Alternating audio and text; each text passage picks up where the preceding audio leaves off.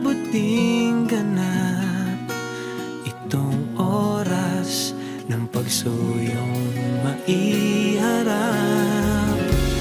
Sa may altar, saksing lahat sila sa atin na iyo'y pinag-isa ng